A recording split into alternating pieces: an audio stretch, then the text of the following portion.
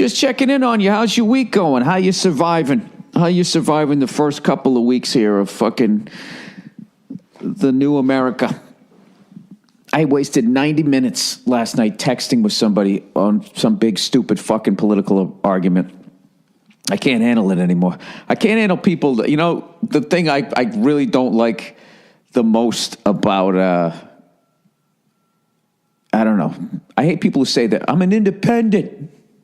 I'm not this party. I'm an independent. In California, evidently, according to the 3 minutes of research that I did, that if you register, that's like you're actually registering to the American Independent Party, which is actually more conservative than Republicans, evidently, which is something I don't understand about politics. I just don't understand why no means yes, yes means no.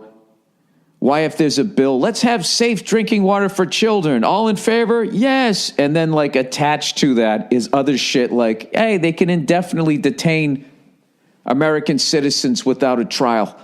They'll tack that onto that. So then when somebody else votes against it, clean water for kids, because of that shit that's tacked onto it, then when they go to run, they go, this guy doesn't want clean water for kids. I fucking give up. I give up. I poke my head out for a second, and and that's it. I'm putting my head back in the sand. I'm going back to watching sports. Old Billy Fuckhead is going right back where he belongs. I guess Obama, before he left, he signed a Christmas bill making alternative media illegal. This bill will criminalize fake news propaganda on the web, a key piece of legislation meant to crack down on free speech and independent media. In layman's terms, the act will allow the government to crack down with impunity against any media outlet it deems as propaganda. The next piece of legislation will provide substantial amounts of money to fund counter-propaganda to make sure the government's approved stories drown out alternative media and journalists who question the status quo. There you go. Isn't that great? There's your hope, everybody. Oh, what a cunt. That's why I don't like Democrats. They're at least Republicans, they come out as cunts. They're a cunt. They don't care about you. These fucking assholes have the nerve. I guess the Republicans sell it to the fucking dopes in the middle of nowhere. We're going to make it great again. He's going to make it great again. All these people that think it's going to be great again, you're still going to fucking have your face pressed up against a Walmart window the day after Thanksgiving. The fact that you as an American have to consider that fucking option as hard as you fucking work is ridiculous. There's that is the thing that nothing makes me more sad. Well, I guess something else does, but I can't think of it right now. But that is a very sad moment every year in America when you see people putting their own well-being at risk, trying to find a fucking DVR recorder for $3 before the next person. It's just a sad fucking thing. It shouldn't be done. People should have enough money to go into a store like a fucking human being and buy something that they don't need. Shouldn't they? I'm trying to avoid politics and fucking baby talk, but I mean that's kind of my fucking life at this point, right?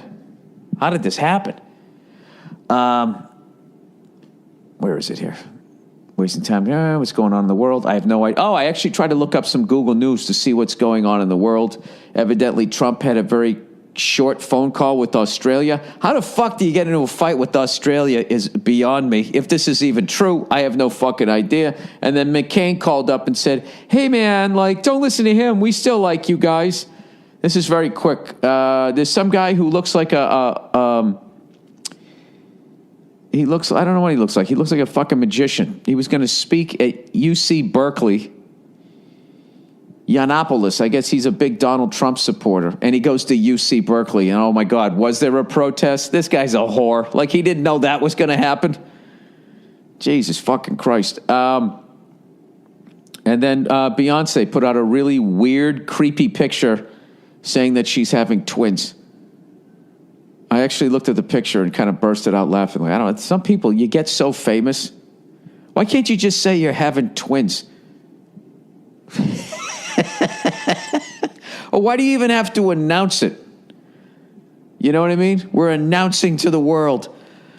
I mean, I guess I brought it up. I don't know. I kind of did it. We should have done a photo shoot. What is the hidden message in Beyonce's photo shoot? Pregnancy photo. There's a hidden message. She's wearing like a veil. I mean, I just don't understand. What kind of who does a photo shoot? Why am I looking at this? Why am I looking at this? Anyways, all right. Anyways, so I've just been up to my neck in all the baby issues. I've probably changed like 9 million diapers. You know what's fucking hilarious? I found yesterday, right? My wife, Nia, just needed an hour's sleep, right? And women in the beginning, they're fucking doing everything. All you have to do is change the diapers, make an attempt to burp them or whatever, but they got to just keep feeding the kid, breastfeeding, right?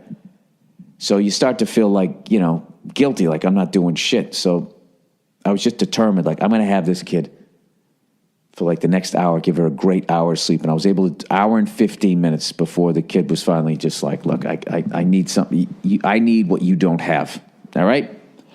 I need to go downstairs. I need a solo cup. I need to, I need a little keg party here. Right. So I was just walking around with her and I was singing all these songs and everything. And then I actually, for whatever fucking reason, I started singing the Canadian national anthem, and it worked. And I always forget. Oh, Canada, home and native land. This part had true patriot love, and all our songs command. This part, from far and wide, oh, Canada, we stand for thee. Then the best part ever, God keep the land glorious and free, right? Fucking walking around from room to room. Upstairs, I sang the Canadian national anthem for like a fucking half hour straight. And you're so fucking focused on keeping your kid sleeping that the insanity of that, it doesn't hit you till afterwards when you give your baby back to your wife. And then you go upstairs to make a sandwich and you're still singing the song and you can't stop doing it. You know? What was the name of that movie with that guy, Midnight Express? The guy traveling abroad gets busted with the drugs. Remember those fucking lunatics that were all in the prison and they were just sort of marching in the same direction? And he started walking in the other direction and it like freaked him out. But they were just like the people just completely lost their sanity. That's what it felt like. You know? I mean, not just sing a national anthem for a half hour straight is a fucking insane thing to do. Forget about it if it's not even your country's national anthem. I mean, I literally felt like a traitor, even though that they're an ally of ours. And I just feel like, maybe Donald Trump's going to call me today and give me a heated fucking conversation about what I just did. Maybe I'm going to get deported.